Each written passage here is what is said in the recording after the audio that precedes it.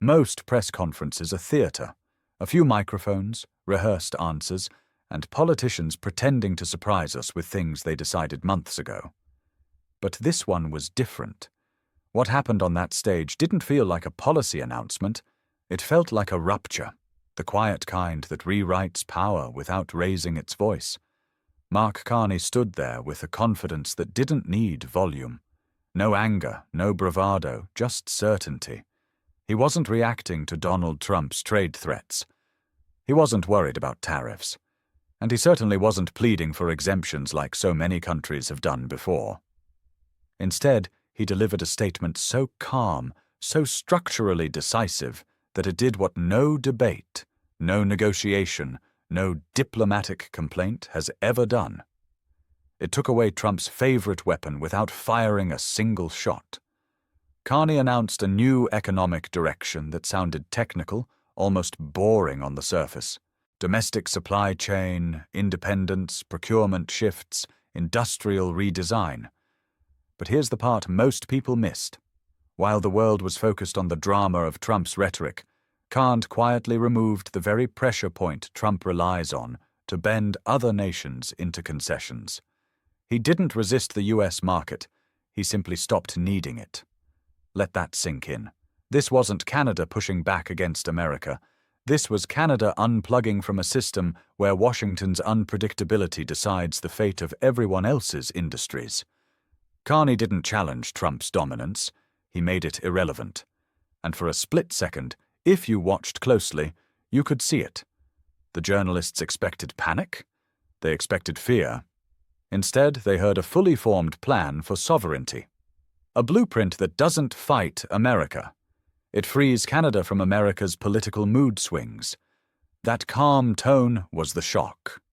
That's why this moment matters, because the real story isn't that Canada broke away, is that Carney showed the world how you remove US leverage without the conflict, without sanctions, without a fight, just strategy, just restructuring, and if what happened on that stage spreads across the globe, Washington's loudest threats are about to become the quietest irrelevances. The break wasn't loud. It was strategic, and it just might be the blueprint that ends America's economic intimidation game forever. Now here's the real question.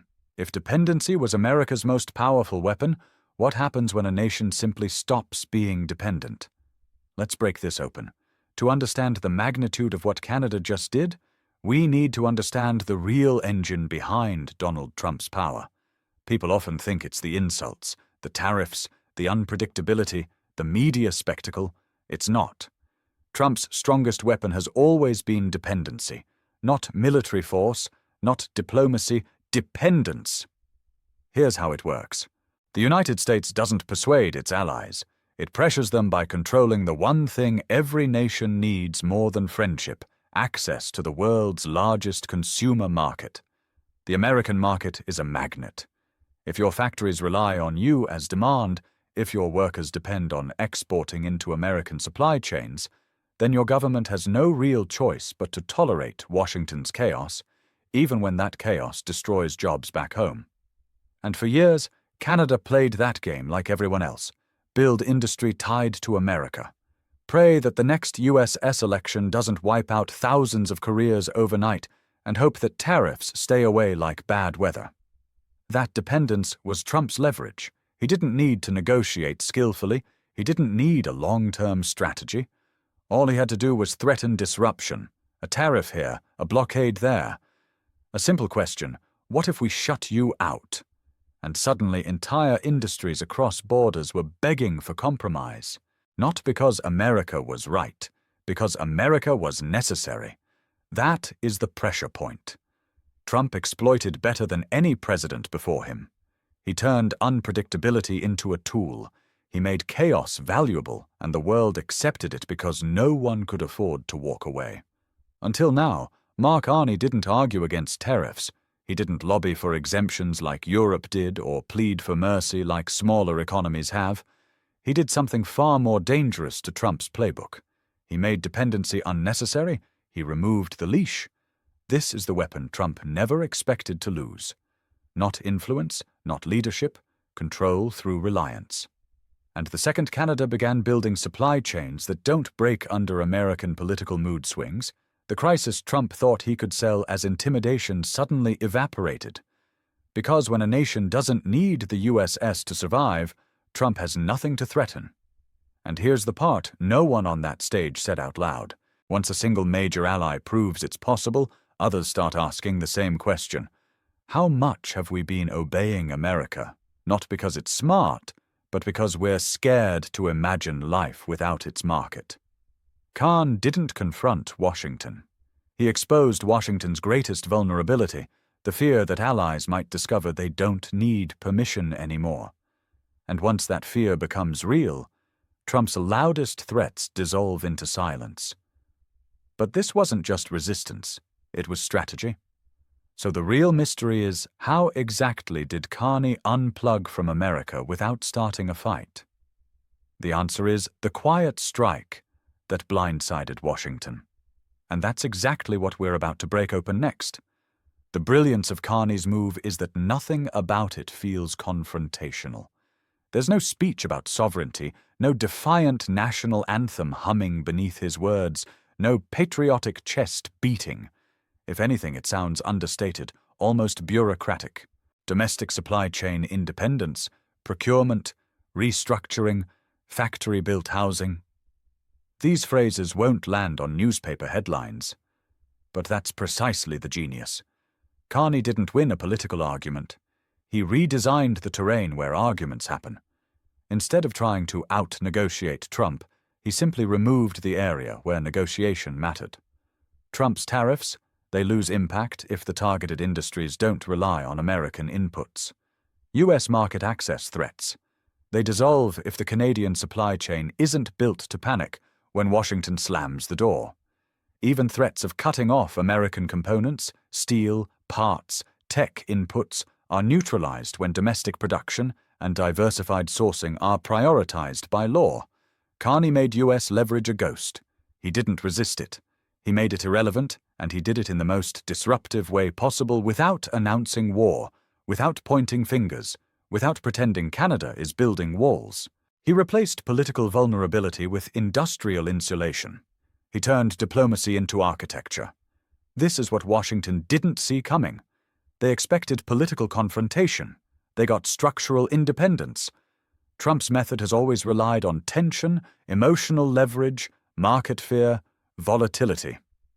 Carney answered volatility with engineering. Trump is loud power, Carney is quiet power. And quiet power is harder to attack because you can't retaliate against something that simply doesn't need you. But what Carney presented wasn't just insulation. It was a blueprint, and a blueprint is contagious. Which brings us to the deeper shift, the part that is far more threatening to America than losing leverage over Canada. It's the moment when an ally stops depending on the U.S., not just in practice, but in philosophy. What Carney introduced wasn't a policy, it was a doctrine. Carney laid out a model that operates on 3 pillars, but he didn't present them as a challenge. He presented them as common sense. The first pillar is the most straightforward. Rebuild critical industry so it doesn't crumble when the U.S. has an election. Not diversify because America is an enemy, but because America is unpredictable. Stability becomes a national asset. Sovereignty becomes inflation-proof. The second pillar goes deeper. Build growth that isn't hooked into another nation's political mood swings. That means not chasing access as the main strategy, but building economic engines that thrive even when access is complicated. No more playing defense every time Washington considers a tariff. Instead, creating industries that grow without asking permission. And the third pillar, it's the most subversive.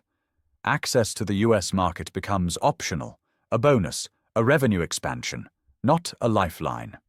A choice, not a dependence. America becomes a partner, not a provider. A customer, not a master. In one press conference, Carney redistributed the hierarchy of North America, not by shouting, not by resisting, but by changing the rules of engagement so thoroughly that Washington's usual dominance suddenly had nowhere to sit. He turned reliance into resilience. He turned negotiation into leverage. He turned the US relationship from a dependency into an option. That's not a policy shift. It's independence without separation. It's sovereignty without nationalism. It's power without conflict. And it leaves the youth facing a question it has never had to ask. How do you intimidate someone who doesn't need you? But Khan didn't stop there. His next move wasn't just economic.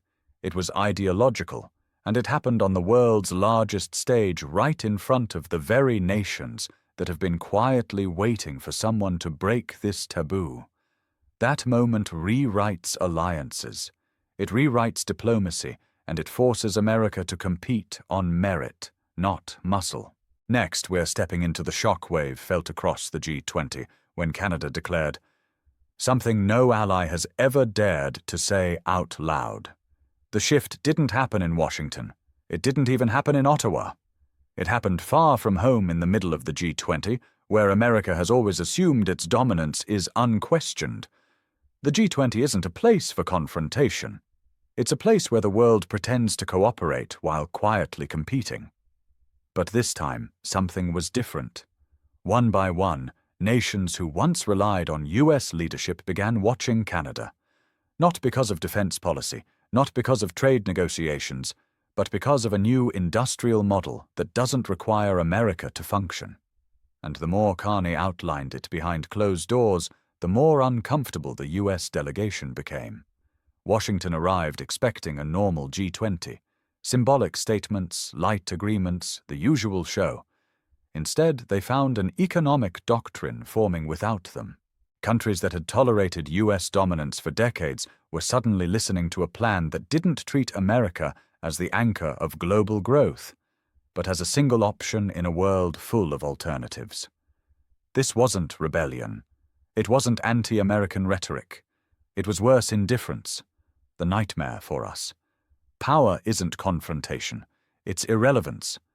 And Carney was offering something every nation wants: independence without crisis, access to stable markets without elections, deciding their economic fate, the ability to grow industries without asking who will be president next year. For Washington, that's not just a strategy shift, it's a doctrine rewritten. The world no longer needs to choose sides, it only needs to choose stability.